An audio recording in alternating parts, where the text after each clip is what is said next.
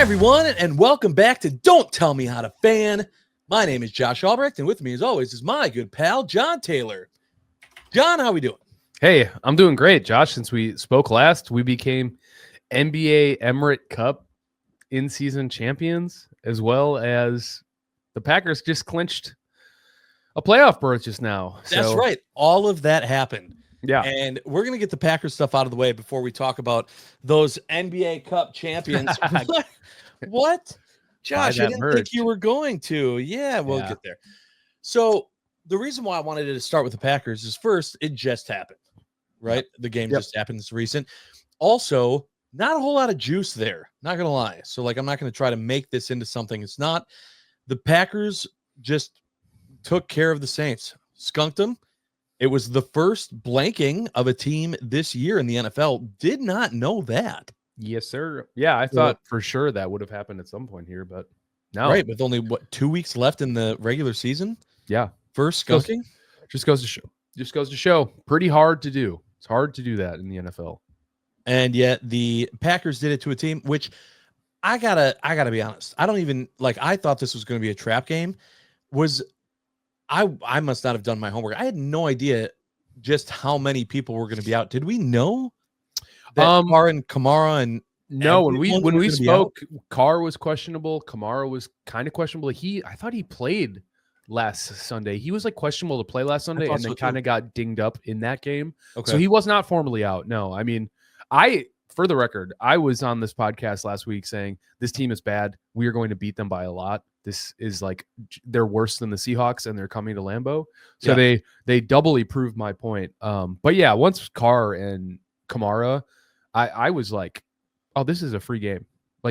Spencer Rattler is not ready to be an NFL quarterback. Could he be? Maybe, but I mean, no, not tonight. Not on December 23rd in 2024 was he ready to be an NFL quarterback. So. And it was very obvious if you were watching the game from the broadcast team that they had extra material planned for a blowout. I think they talked about, and I loved it being a bowler, but they talked about, the broadcast team going to Ashwaubenon Bowl up there and rolling the rock.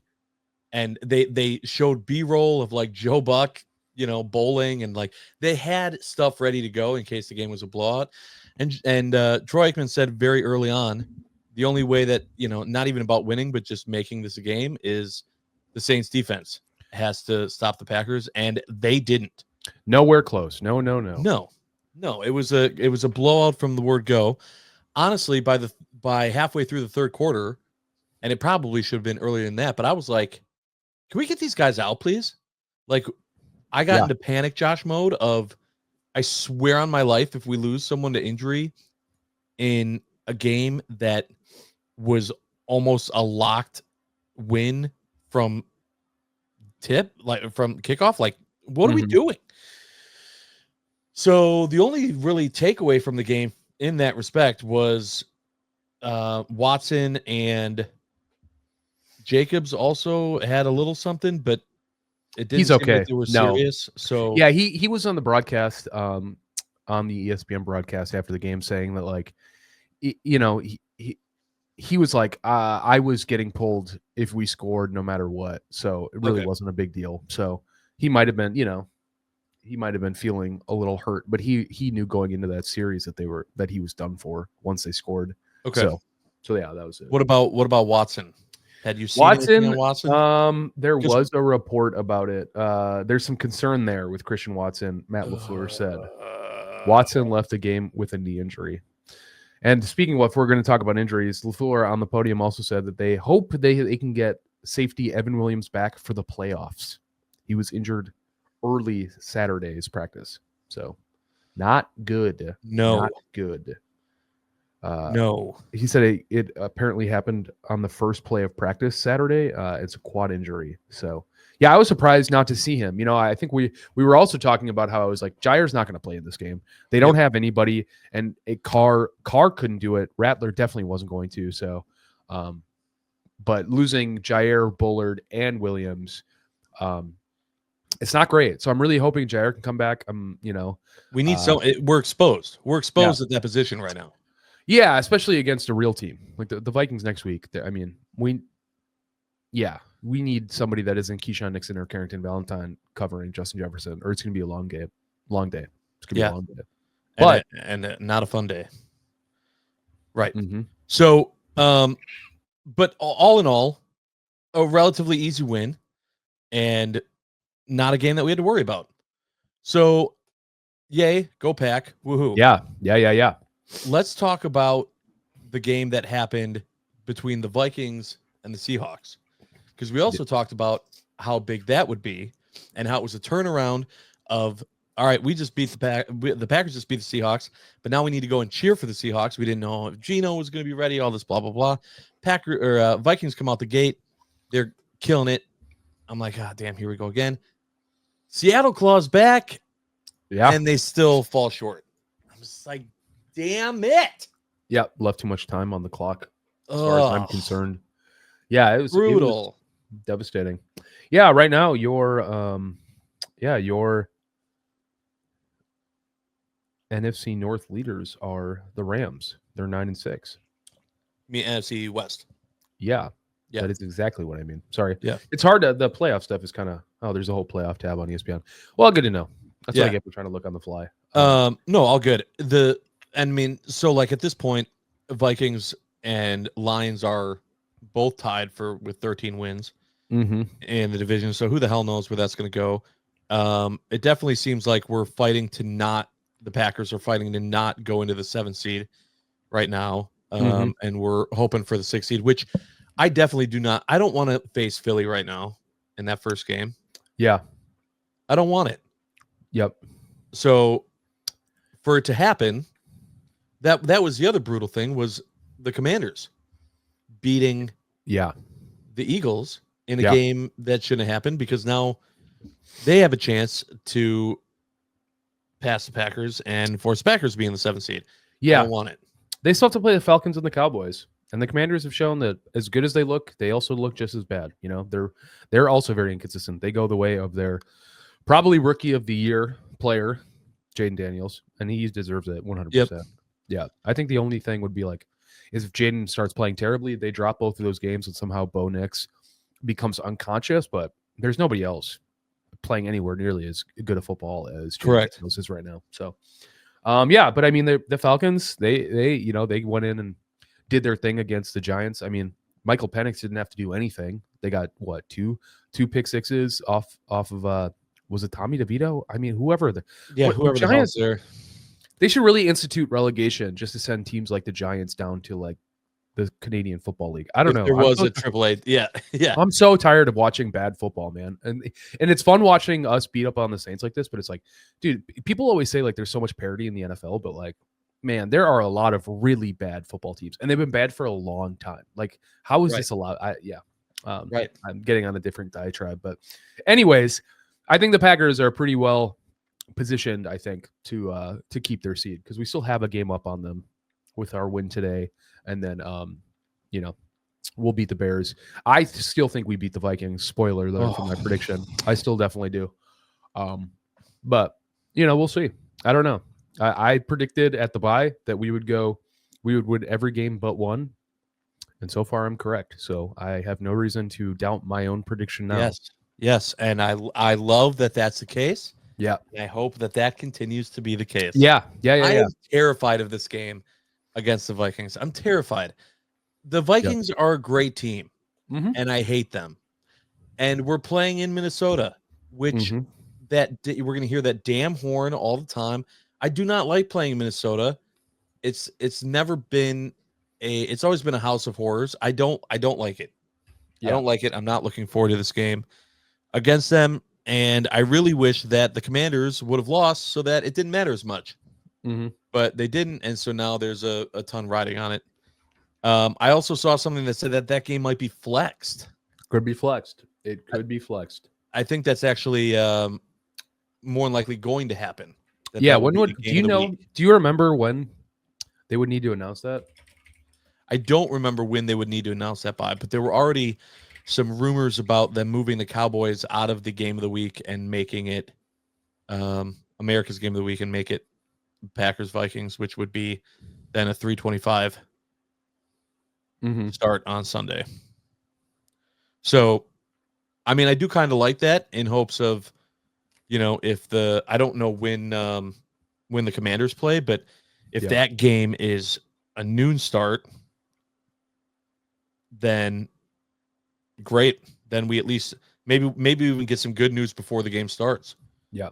This says for Sunday Night Football in weeks 14 through 17, the flexible scheduling decision will generally be made no later than 6 days prior to the game.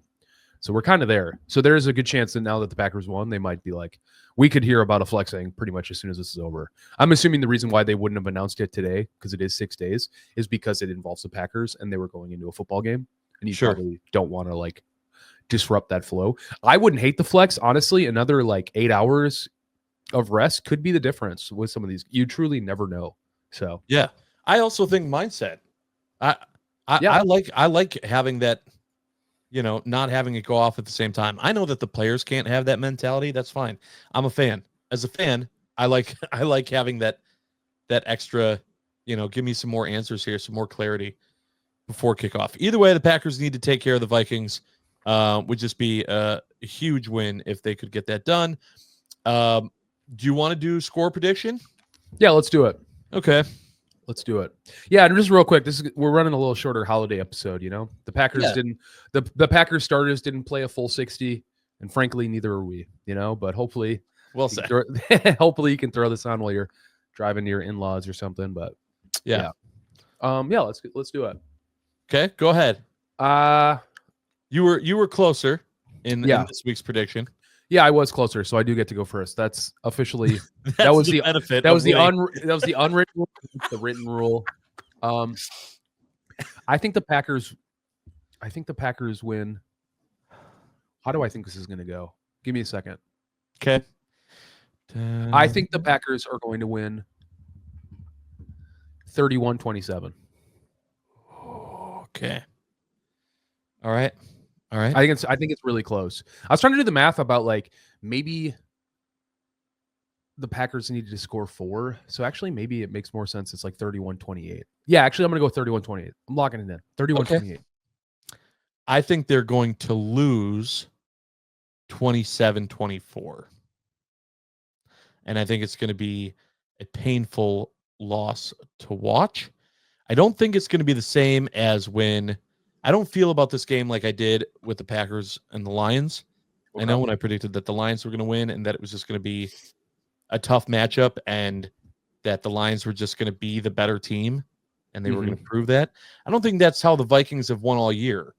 I mean, I guess they did in the beginning of the year, but not lately. I think it's going to be a close game, maybe even Packers leading late. And then just the Vikings finding stupid ways to piss me off. Yeah. And then come away with a win that's just going to really leave me butthurt. Say that score one more time. 27-24. 27-24. Okay. Well, let's talk about it. What about the Vikings right now, other than you are scared of them, makes you think that we couldn't hang? Because us only putting up 24 means that defensively they've stifled our offense, which is absolutely humming right now. Yeah, that's a good point. It probably should be higher than that. I don't know. My brain was saying that it's going to be a lot of points early and then kind of a lot of back and forth, not so much in the second half. But I'm mostly worried about Justin Jefferson. I'm worried about the things we talked about. Especially if we don't have Jair back, like this is a big game. And if we are on our fourth man at the position, like that's a problem going up against one of, if not the best in the NFL at wide receiver. So who had a day against the Bears. I understand it's the Bears, but well, they played the Seahawks. So, you're getting your weeks confused. I think. Sorry. I mean, he got feel a little bit better. But yeah. No, I just he's elite. Yeah, he's elite, and they use him. And I'm not saying Sam Darnold is a fraud because he's had an absolutely amazing season, and I have no reason to doubt that those two are going to connect. I'm not worried about Aaron Jones having a game or if he's even playing. I don't even know. Madison, whoever's running the ball for them, I'm not worried about that. I'm worried about the passing game and Justin Jefferson specifically. And I do not think that the Packers are going to be able to shut him down. And so it's going to become a situation of, all right, Jefferson's going to get his. Mm-hmm. Are they able to stop everything else to hold on to get to your score prediction? And it's going to be some bullshit that happens that's going to make it not happen. And it's going to piss me off. Okay. Yeah. I mean, maybe. The Seahawks, who don't really have much in the way of quarterbacks, which we saw when we played them. True. Held Justin Jefferson, 10 receptions, 144 yards. So 14, 2 touchdowns. Only one, a 39er was a long one. So, I mean, Darnold's just distributing the ball at an unconscious clip. 22 receptions to 1, 2, 3, 4, 5, 6, 7 wide receivers. So it's just going to have, I mean, we just need to play like defensive, sure assignment football. And that's easier said than done. Don't get me wrong. They had the Seahawks had 3 sacks on them. Yep. So, I mean, tell me what the Vikings' weakness is. If you're analyzing the team, where is their hole? I think it's their linebackers. It was last time we played them too. Yeah, I just think it's a problem with the cover 2 defense, and also just like with what a lot of the teams in the leagues are playing. It's just like right now, if we get Musgrave and Kraft going, we might actually start seeing some big personnel. I think is it I always forget how it works. Is it 21 personnel or when there's two tight ends? Oh man, I hate that I always forget this. Yeah, either way, I think you're going to see jumbo, 2 tight ends, potentially multiple running backs. I just think we're going to get a lot bigger on the line and allow Jordan Love to do a lot of play action. And I think that's going to force the Vikings to play in the box more, and we can probably exploit it a little bit. I don't know. I don't feel good about it. I don't have a ton of X's and O's answers for this game, other than that we shot ourselves in the foot with a shotgun to start the first game of the season, and we still only lost by 2 points. So it's like, if we can just remain competitive, our offense is so elite. It is officially like in the elite category of offenses in the league. Yeah. Like, there was a stat alert. There's a stat. I repeat, I'm about to say a stat. Yes. I thought you were going to do the super stat. Sound the alarm. The podcast. Woo, woo. Going into this, we were ranked 5th in passing, 4th in rushing, 8th in receiving, 7th in blocking. And there's some defensive stats in there as well. But it's just we're one of the top 5 offenses in the league, and it's like absolutely obvious. So I just think we can hang. Than when we took, when we 100 last time. Love's we've healthy. Gotten better. They've gotten worse. Yep. Our run game is absurd. Also, like it is truly on the level of like the Saquon and Derrick Henry. Like Josh Jacobs absolutely dominated the first half, and he still only ended up rushing for 63 yards. It wasn't even that impressive, but it was so impressive, So 13 carries, 69 yards, and then you add his receiving 38, another over 100-yard all-purpose. Like, you've convinced? Can I change? Can I unlock my score? Can I increase? Yeah, we did it pretty early. I still think they lose. Yeah, but I think it needs to be higher than what it was. Mm-hmm. At least 34-31, like at least a little bit more. Okay. I'll go 34-31. Okay. Yeah, I can take that. It needs to be because you're right. It definitely seems like it's going to be a shootout. I mean, you never know, but I'm changing mine too. Then if you get to change it, I get to. Yeah, I'm just gonna fight. I'm gonna say we're gonna score 34, and they're gonna try to get a touchdown to end the game, and they can't. We're gonna get a big defensive stop. Xavier McKinney pick at the end of the game. Wow. Like we're up by 6. I just think the Packers are absolutely rolling, and the defense has looked incredible. Like I said, and I've been saying, and so I love taking this victory lap. Edrin Cooper again affecting the ball on all levels in the game today. Yep. And it's clicking for him. They say by now no one's really a rookie in the NFL after like week 10. I don't know. Either way, he looks good. It looks like the prep's working. It looks like as frustrated as I was that they weren't letting him just go out there and make mistakes. He's out there not making mistakes right now. True. And it's obvious. I mean, he led the team in tackles, 10 tackles, 8 solo tackles. 1 tackle for a loss. Just an absolute weapon. Yeah. You don't feel at all that the level of the caliber of team that we're facing is going to change things. I mean, you've seen the stats that they've thrown up all year of this Packers team. You know, the losses that they've have been to these super elite teams, which 2 of the losses, as we know, were the Lions. One was the Vikings, and now we're facing the Vikings again. The other one was Philly, right? Yeah. And so I'm praying that this isn't a repeat of the Lions. But and for the record, even if they lose this game, I don't know how it would have to shake out for the Packers to play the Vikings in the playoffs. But if we did, I'm not saying that they have our number. Yeah. I'm just saying, like, the fact that it's in Minnesota and that the Vikings still have all this to play for, that they could win the division still. I don't know. I just got this feeling, and I hope I'm wrong. I hear you. Yeah, I don't know, man. We lost to the Lions by 2 points. The Vikings' first game was 2 points. The first Lions game, close. It was very obvious everyone was still hurt. That was before the bye.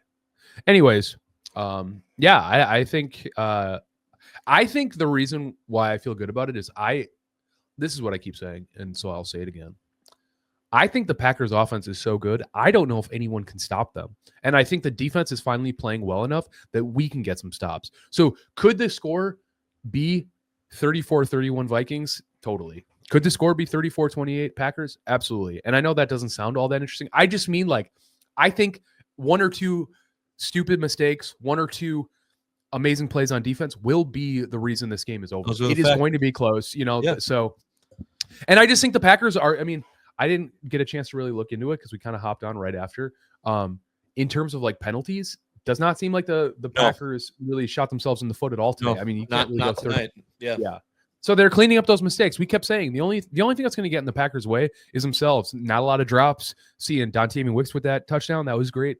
Good effort. Seeing Bo Melton get worked in. I mean, Watson's hurt, but it's like they got Jaden Reed involved. Jaden Reed with an incredible catch over the Honey Badger. I mean, it's just really great. I just think, like, and then there was like 4 just wide open passes to, like, Tucker Kraft, and it felt like nobody was around him. So I don't think it's going to, you can't take what you saw on tape today or really against the Seahawks and attach it to the Vikings. But what we can say is the mental mistake. They're very locked in. You can tell the Packers are absolutely locked in. So that's true. They're ready. They're ready for legit. This game matters football. Yeah. You're 100% right. You were also right. And about earlier in the season when you said that I think if this team has any downfall, it's going to be the defense. Mm-hmm. I'm hoping that that's changed. I'm a little bit worried about the fact that now maybe it's not so much fundamentals as it is just injury, but it's still, we're going to see. It's all going to show itself in this big game against the Vikings. It's a huge game. I don't care what anyone says. It's a big game. Yeah. I mean, it doesn't do much in the terms of standings. Like, really doesn't, because ultimately, like, if we lose and the Commanders win, we still have week 17. So it's like, there's not a lot to fight for except for pride. And I think this team very clearly wants to, they know that they haven't beaten the top 3 teams in the NFC North. Like, I'm sure they know that. So I just want to see him focus. I want to see him come out, and I just want to see him ready to punch him in the mouth. I mean, that's pretty much it. Because and we can, if the Vikings lose, then they can't win the division, right? I don't think that's true. Aren't they tied with the Vikings? They're tied with the Lions, but the Lions have the head-to-head. Yeah. Well, they could lose and the Lions could lose, and then they could win and the Lions lose. So it's not all, because those 2 teams play week 17. Yeah. If the Lions win and the Vikings lose, I think that's pretty much it. Because there's a 2-gap lead, and then if the Lions beat the Vikings in week 17, the Lions have the head-to-head tiebreaker. The reason why the Vikings are the 4th seed right now is because the Lions have the head-to-head already. Right. So, or at least right now, at present, they have it. Because, like you said, they have to play. So I don't know. I feel like there's still enough. It might not be completely black and white, but there's enough going on that these teams. This is not a nothing game. No, I think it's more than pride. There's still enough situations and scenarios that are existing going into this game that there's something to play for. Yeah, I'm pretty sure if the Packers beat the Vikings, we straight up just are the 6th seed. And then if we beat the Bears, there's some, you know what I mean? Like, I don't think we can fall lower. So, I mean, there's like, it's another like clinching opportunity. So, and I want that 6 seed. Me too. I definitely want to go to either. I mean, right now the 3 seed is the Rams. That feels pretty good to me. Yes, please. I mean, I feel really good about playing the Rams or the Falcons, but the Bucs are still right there. I mean, all the Bucs have to do is win. They still have. I mean, their loss to Dallas didn't help them at all. Yeah, they're playing the Panthers and the Saints though. They could win out pretty easily. So you just never know. Wide open. It's fun. Yeah. It's fun. If you take the Packers, a homer mentality out of it and just analyze where the NFL season is, it's not as cut and dry. I like this. There's a lot of scenarios here with 2 weeks to go. Yeah, and the Falcons are playing the Commanders and the Panthers. So they both got a free win with the Panthers. Although you never know. I mean, the Panthers look pretty good. Who'd they just beat? They just beat somebody who was pretty good. Yeah, true. I don't remember, but they beat someone. Yeah. And I was like, oh, look at that. Oh, 36-30 in overtime, right to the Cardinals, I'm pretty sure. Oh, there you go. Yep. Yeah, that's tough for the Cardinals. That basically ruined their season. They're not mathematically eliminated, but it's going to be pretty tough. Yeah, they're in one of those like 7 things have to happen scenarios. Yeah, which, there was a lot of that this week, and there was only one way where the path was very evident. The Packers needed to just beat the Saints at home on Monday Night Football in December in sub 30-degree weather, and they did exactly that handedly, 34-0. Yes, Saints could have just stayed home and had the same result. Yep, sure they would have liked that.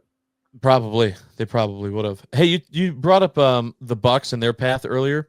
Sure the Bucs team I care about also took care of business, and let's talk about this NBA Cup for a second. So, I'm gonna lose my headphones. So, first of all, I stand by what I said that I think the tournament's done. That being said, I will celebrate Giannis holding a trophy and celebrating, and I don't care what the hell it's for. It could be for best chili at a chili cooking contest. I don't care. Seeing that man hold the trophy and how happy and excited he was brought back all the feels of 2021. I mean, I was giddy. I was like, yeah, look at my boy. Like, I was so freaking happy for him and the team. And you could just tell that, they were any thoughts of like, the media stuff of this team is not blah, blah, blah, blah, blah. They sure damn looked happy to be playing together in those games for that cup. If they can keep that mentality going, I see no reason why they can't make a legit run. Yep. Yeah, I mean, listen, it's good to see. You can tell that they want it. It's like that competitive spirit this early. I mean, that's like, that's like one of the angles why it's like you give guys a reason to be competitive in November and December, and they'll show up if they're true competitors. And I think the Bucs roster, specifically Giannis, specifically Dame, I mean, I think Chris, if he could have played, they are competitive players and they know what it takes to win. And I know that they want it bad. Specifically in that game, because we didn't really get a chance to talk about it. I mean, dude, Andre Jackson Jr., Ajax put Shea in a blender. And granted, they shot like 5 for 34. Like, yeah, they had a rough night shooting, all time. But part of that is just because the Bucs were on him. And Ajax's speed and his hands and his ability to move laterally is elite defense. And when he starts limiting stupid fouls, he's going to be nasty. I mean, the reason why they started turning it over or, started winning again was because they decided to put a defensive piece in the lineup, and it worked out really well. Yeah. Chris, even though Chris was out, they still found a way to win because Giannis is incredible, because his passing outside of the post is elite. It puts teams in really uncomfortable positions. And, the Oklahoma City Thunder are heralded as being like one of the best defensive units in the league. And, Chet Holmgren not playing, you can't apologize for who you're playing against, but I will say made it a little easier. Yeah. I mean, the team, I mean, I love that you said that about the competitive mentality too, because, a lot of people have said, weird, look what happens when you give these guys an incentive, how they're going to play, because they, with every player getting $500,000 or whatever. Dame went and gave it to Bucks workers. Yeah. He didn't care at all. Giannis comes out right after the game, and he's talking about, I don't remember who it was, some rookie on the team who was like, he talked to him during preseason workouts about buying a house in Iowa and saying, like, we're going to get you that money so you can buy that house. Yeah. Like that to me is I don't think it's really about the money. I think it's just the for the rookies it is, sure, but the rookies are the one that are earning that. Right? It's still the stars that are going out there and doing it. Yeah. And I think that it was just for the team. These guys are competitive players, and it's a team mentality. They realize this is going to do a lot for those guys that are riding the bench and busting their asses in practice and everything else. And it was awesome. And so I was very happy to see it. Yeah. Let's talk about the merch. Buy all the gear first and foremost. Oh yeah. Look at that shirt. Sick hat. Okay. That's pretty good too. Yeah. Well, yeah, look at this shirt. Okay, was not planning on getting the shirt. This shirt was not on Fanatics that I saw. And then I went to the Bucks Pro Shop, and they just have this photo of Giannis cheesing with the rest of the team as he's holding up the cup. And I'm like, oh, I could look at that every day and be happy. And so I love it. It needed to come home. Loved the gear, hated the banner. Yeah. Woof. Why? Times New Roman, Microsoft Word printed on a banner? Yeah. We can't add a logo, any graphic. Just hopefully it was like maybe, and I don't think it was, but I'm hoping there was some pressure from the NBA, the commission's office, saying like, let's get a banner up, let's celebrate, let's make this feel, because it's like thing. The fact that like LeBron's Lakers won it year 1 and then Giannis's Bucks won it year 2, like it's building some like acclaim in the sense that like some of the greatest to ever do it want to win this thing, and they went out and did it. You know what I mean? So it's like if you were the league, you couldn't ask for a better situation in that respect. But I mean, like, have you seen the banner that the Lakers put up last year? It's black with a gold frame around it. It's not square. It has the trophy on it. It looks a billion times better. Like I said, I'm hoping that maybe they'll update it and that they were just hoping. There's no way. There's no way they update it. It's just going to be a thing, at least for the rest of the season. Yeah, that's maybe off season. I guess I don't care. They hung a banner. Good for them. I just don't care. I do. I got to look at that when I go to games. I've never been to a game at Pfizer, sadly. Oh, we got to change that. I would love to change that. I tried to a few years ago, but it didn't happen. That's okay. Just to circle up on the Bucks stuff before we take off here. Yeah.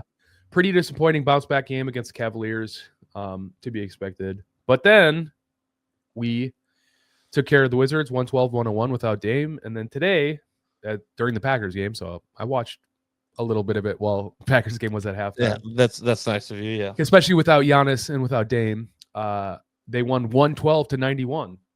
It looks like Brooke put on a little bit of a clinic here. I saw at one point that Chris went on a 10-0 run by himself. Yep. Yeah, Chris and both plus 15s. And then Bobby was plus 15 too. And, so really just kind of showing the league that if Bobby Portis can be a focal point on your offense, he can score a lot. Yeah. 21, 21, and 19. So, I mean, Chris and Brooke both scored 21, Bobby 19. And then, the minutes I saw, Gary Trent hit back-to-back threes. He put up 14 points. He was a plus 16. And DeLon Wright was a plus 20.